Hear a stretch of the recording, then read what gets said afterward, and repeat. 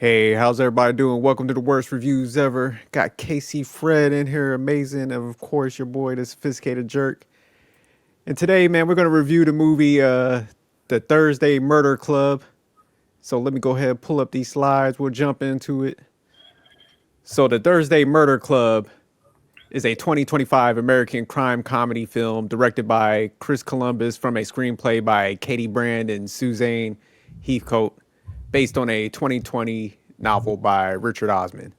So the summary on this is four irrepressible retirees spend their time solving cold case murders for fun, but their casual sleuthing takes a thrilling turn when they find themselves in a real crime on their hands. So let me go ahead and jump to the next slide. So the directors and producers, directed by Chris Columbus, produced by Jennifer Todd, and again produced by Christopher Columbus. Chris putting his name on everything. So the cast on this movie is Helen Mirren as Elizabeth Best, Pierce Brosnan as Ron Ritchie. He was like one of the James Bonds, right? 007s? Okay, Definitely. yeah.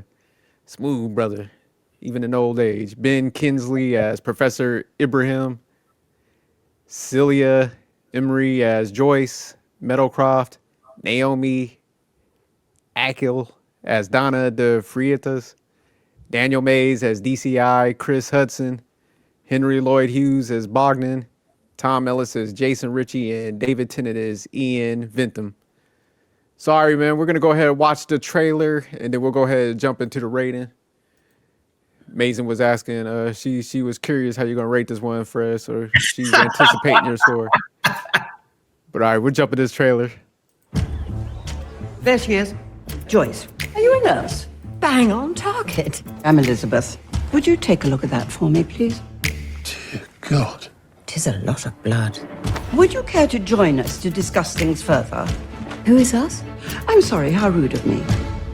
We're the Thursday Murder Club. We investigate cold cases. It's a club about murder. Does sound a bit bonkers. In breaking news, There's been a murder. An actual murder. The victim appears to have been bludgeoned to death. Now we've got a real case to solve, isn't it wonderful? Obviously, RIP and all that. And how do we catch them? What we need is a man or a woman on the inside. Would you like to be investigating the murder? who do you think you are, the head of MI5? We better get started. Yes, intermediate knitting starts here in 1 hour. The police are making a list of suspects right now. He had plenty of enemies. I'm not worried about the cantankerous old farts. Police work is off limits to anyone who isn't the police. Plonker. We're all suspects. Bugger. Bugger. Bugger. Let's get out there and find the real killer. You are mixed up in dangerous things. How exciting.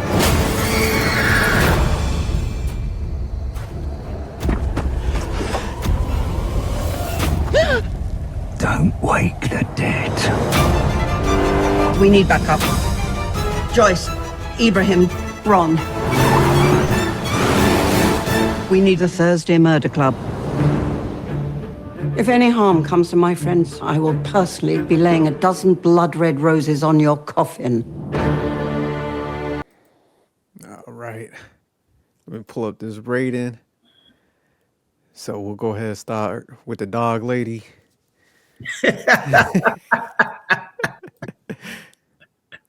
I'm gonna go with a 7.6.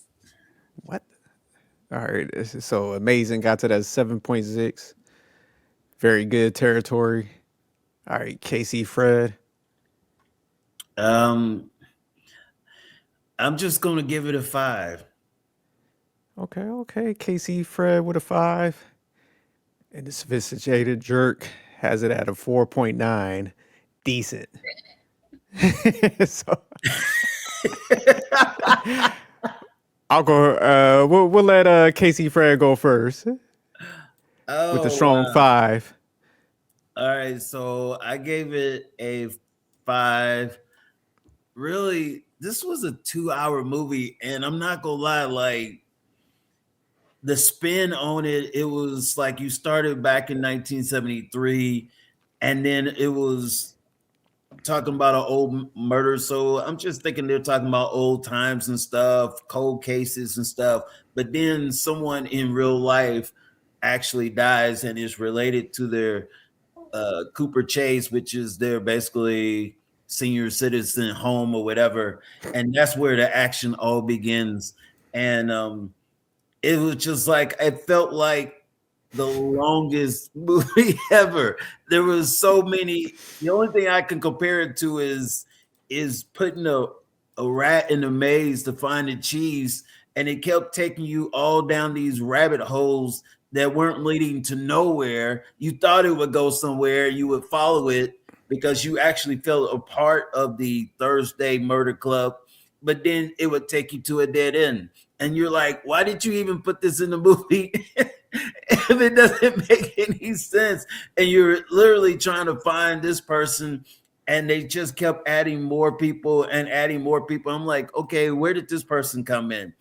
And we know that it is based off of a book, and it was crazy because I looked it up, and even certain people, even in the book, aren't even in this movie, or have they even done anything? And so it was just really crazy to follow. But at the end of the day, I like the actors and the actresses themselves because they are Academy Award people that won Oscars and done great things. It was just, this movie was long and it just felt long-winded, and you know, it felt like I was at a orchestra concert or something like that. I was just like waiting for the third, fourth, fifth act to be over with, and so we can conclude. And I mean, it did have closure, so I did appreciate that part. But it just, it was painful. Would I recommend this to somebody? Only if they've had plenty of rest. I would never recommend it to anyone that just got off work, because you wouldn't even make it to halftime.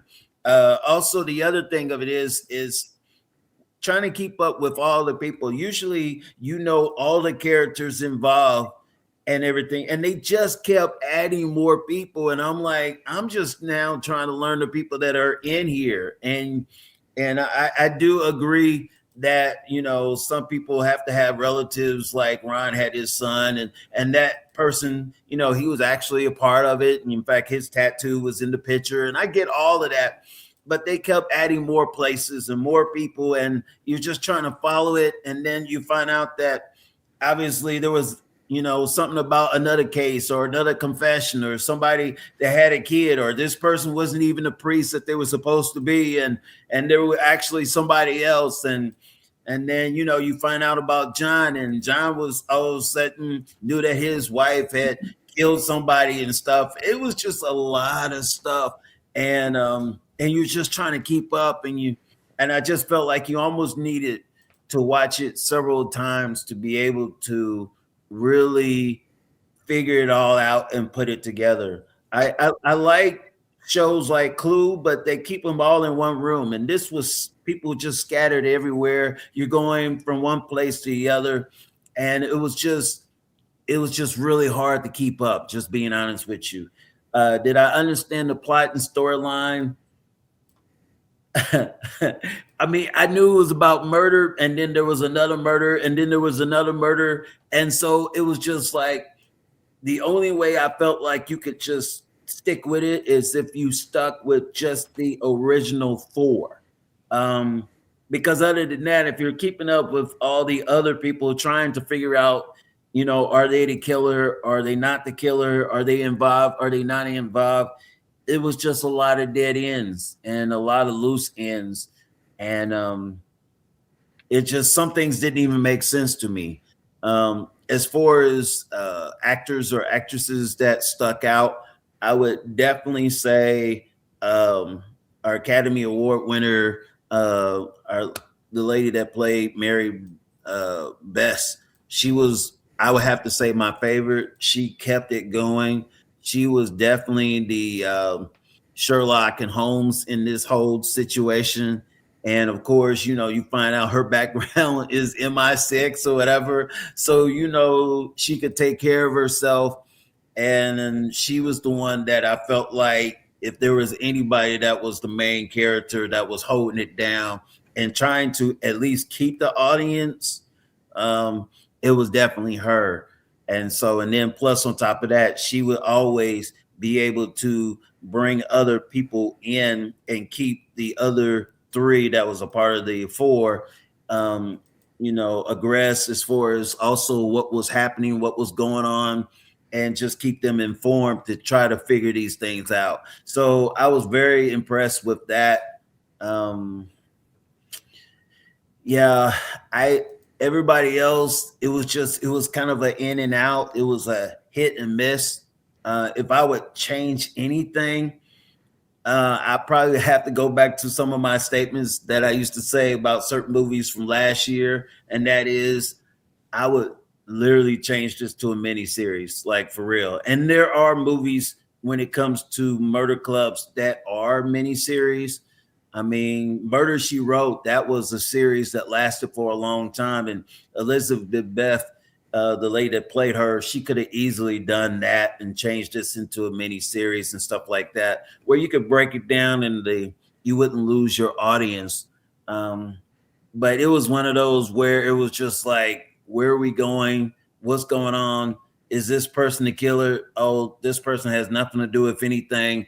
And then I'm okay. So why are you even in the movie? It just really kind of went back and forth, and it left a lot of confusion. And for the audience, I'm not gonna lie, you lose the attention span after a certain period of time. And I felt like that's where it was definitely going. So if there's anything I would change in a 2-hour movie, I would have started from the end and then went in reverse and went backwards. Be like, this was how it all went down. And then boom, if you go backwards, then I felt like, okay, now I figured out how you got here. Because as far as going to all these different directions and not ever really finding the cheese to the very end, it was just very long-winded. And it kind of reminded me of the Titanic. You'd be like, okay, we know this thing's supposed to sink, but does it really have to be a 3-hour movie? And that's what it felt like here for me. So that would be the one thing that I would change. But other than that, I will give it to you guys. All right, I'll go ahead. I'll jump in. So what was my rating and why I give it that? I gave it a 4.9 because, and that's probably honestly a little high. So there will be some adjustments coming soon. This movie, like Casey Fred said, man, 2 hours. That's like, if you're going to 2-hour territory, that needs to be like Gladiator, Star Wars, and this movie was a little too flat. I think they try to be too clever with some of the like spins, and it really leaded to like basic stuff. You're like that, like the guy that came over was playing chess with her husband. They try to give that some suspense and make it. Then he's like, no, he's my friend. I didn't poison him. So it's just like, oh God, like we should have made some shit happen, like to psych this up a little bit. So would I recommend this movie to anyone? No, I wouldn't. It was a little too slow. They should have just called this shit Old People and Cake. All it seems like it was like a damn near a food critic thing. Like they just ate cake and lots of cake. Yeah, the movie smelled like Bengay, too many old people. So yeah, I wasn't feeling it. So the plot and the storyline, I mean, I wouldn't say it was confusing. It was just dragged out and boring. So you probably like did what I did, Casey Fred. You probably went to sleep a few times and then you felt like you were confused, but it was just very uninterested. So yeah, that's what it was. Because it was just, like I said, they try to put some complexities in there, and then it was just flat. So I like I said, I get the concept, like the older folks, they're in the nursing home, but even that was kind of boring. I think in these type of movies, it need to be some like either younger or some middle-aged people. No senior citizens in these type of things. Yeah. Or like what Casey Fred said, it's like the change I would make. It was like, definitely I agree. Like a limited series, are if you were just heart set on making this a movie, it should have been 59 minutes with infomercials. So yeah, it definitely need to be shortened, condensed, and took out like one of the spins that they try to take people on. You didn't need it. Or actually make it like a spin worth it, you know, like a deeper plot. That's what I think that this movie probably needed. Like maybe one of the people in the group was actually the murderer, you know, that would have gave it a little bit more suspense. So they joined the group to kind of throw them off some of the trails or something like of that nature. One of the scenes I did like, though, I did like that guy, Ian. I thought it was funny when he was, you know, they were like, okay, he's coming in here. We're going to give him a piece of our mind. He's got to give us a consultation first. He's like, this is actually your consultation. You got 10 minutes. They started cussing him out. He was like, yeah, thanks. I'll write that down. But hey, meeting adjourned. He was like, look, I'm about to get my bread. So I did like his character and stuff. So I thought he was pretty funny. And so some of the scenes was pretty funny. I did like the actors and actresses, though. I do give them credit because, like you said, they held it together. But I was kind of disappointed that they misused that like caliber of actors and actresses in a movie, because I think they could have like gave it some complexities, like I said, with some of the characters, made some of them maybe the villain or something happened where they actually had to cover it up.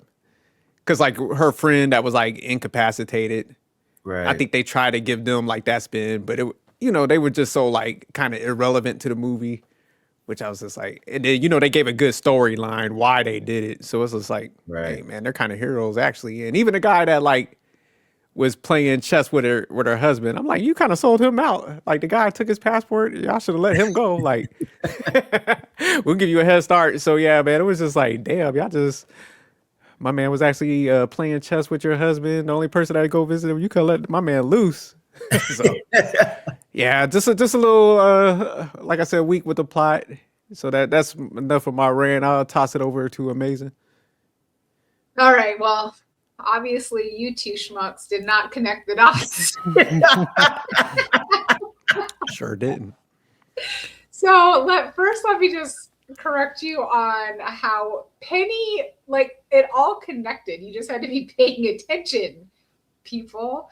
So Penny connected by, like, her being in the hospice house is literally how Joyce even got into the club, and then it all tied back to the original murder. But let's just go for the overview. So I thought it was a really good movie. I'll probably go up a little bit, so we'll get back to that. I would definitely recommend it. Plot and storyline, I thought it was really good. I loved the way that it was in a very nice retirement community, which they are out there, people, but you better make some money if you want to live in one of those things as you age. So I loved the way it like highlighted just the funness of the retirement community and the different things you can do there. But I also really liked the way it tied back into, so it's like this group of friends and each of them is going through different things. So you have Joyce, who's like new to the retirement community. She's lonely. She's trying to get the attention of her daughter. She's a recent widow. She's trying to make friends. And like her original friend from the beginning scene is like boring. And so when she's showing the daughter this tour of how great of a retirement community is, they just kind of barge in on the Thursday murder club, which catches Joyce's, interest right away. So when the Thursday night folks come back to find her, because they know right away, like Elizabeth knows, like this lady can help us out. I loved that they interrupted Joyce when she was playing Sudoku with the other resident of the place. And he's like, this is a really hard Sudoku. We're on a really hard one, or whatever he said. Because Joyce was just like grasping for friends. And then she just clicks with the Thursday group right away. And her history of her career is like the perfect match for it. So you have Elizabeth, who's definitely ends up being an actual, like she was a spy. Then you have Ibram, who was the psychiatrist. You have Richie, who was part of the whole union organizer. So like they each just play that perfect little part, and it brings in, I thought it was a good showcasing of their identity prior to getting to retirement age. So I enjoy that. I also really found just some of like the light little humor that they put in there. I thought was pretty funny. So for example, Joyce was they kind of made her like, you knew she was like this trauma nurse, but they also kind of made her in the beginning like, okay, is she going to be ditzy?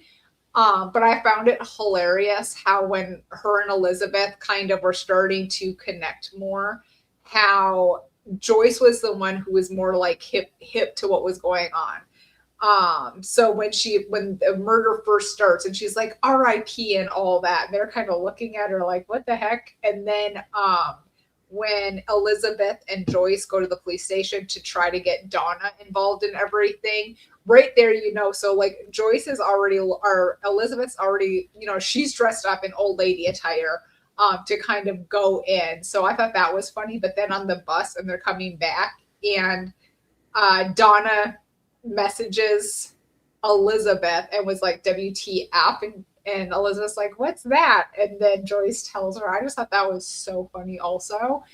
I also thought it was funny when the police detective, the guy, I can't remember his name, the one that worked with Donna though, when he comes and he's like trying to talk down to them just because they're older in the retirement community, is like, don't y'all have some, like golfing and buggies? And then he made the little crack about statins. I thought that was so good. Yeah, Chris Hudson. Yeah, I thought that was so funny though, because that's like the number one pill I feel like older people take. So I thought that was super funny. Anyways, what scenes and performances stood out? Elizabeth for sure. I also, again, I felt like everybody just did such a good job at like their little niche. So Richie, I don't remember exactly what the protest sign said, but it said like something Ian out. I got a good chuckle out of that too. I don't know if you guys remember the sign, but because like Richie was involved. That was like his thing back in the day, was like the union stuff. So I thought that was funny too. What would I change differently? I do agree. I definitely feel, gosh, I can't think of his name now. The guy that ended up, got arrested at the end. What was his name again? Bogdan. I definitely felt like Bogdan. Also, I would have liked to see, Bogdan's mom be able to come and live at Cooper's Cove 2 or whatever it's called. That's what I would have made happen. Oh my God. So that's the change I would make. I liked it a lot. All right. Yeah. So the rating scale, Casey, Fred, you gonna stay the same? You gonna go up or down? Or I really thought that Amy was going to convince me and I would go up higher, but I think I'm going down to a 4.5. Welcome to the club. I would stay the same just because it's already in decent territory. I got it at a 4.9. I'm tempted to drag it down a little bit, but it'll still be a decent. But yeah, 2 hours is way too long for this. Scooby-Doo, it was only 30 minutes, bro. So, Yeah. I need a little bit more suspense. Just the whole old scene and no, you got to have some excitement. But all right, amazing. You're gonna keep the same score, go up or down? I'll keep it at 7.8 because again, I think it was very good. I don't know if I'd say. Was you at a 7.6 earlier? Oh, was it? Well, then I moved it up to 7.8. Okay. I liked it a lot. Look, one more thing is I'm very happy. I really was scared that Fred was going to rate this as a horror movie. I was a little nervous about that, so I'm glad that happened. Fred rated this as like a sleep tutorial. Shout out to me and Fred was in the same territory, so okay, I'm feeling that. Most definitely. But I mean, I'm an action person, so at the end of the day, there was a lot of things that could have really cut out of this movie. And at one point, I really wish they did. I mean, it just, like I said, it was a Titanic waiting to go down, and I was like, man, I got to get off this boat. So that was kind of like where I was at. Yeah, they should have just turned this into like it started us off like they're trying to solve some murders, and then they start having romance with each other. It would have been a better romance novel versus it would have made some sense then. But all right, y'all, man, definitely check this one out. Let us know if Amazing's tripping or me and Casey Fred we missed the plot during our siesta, whatever. but all right, y'all, peace. Peace.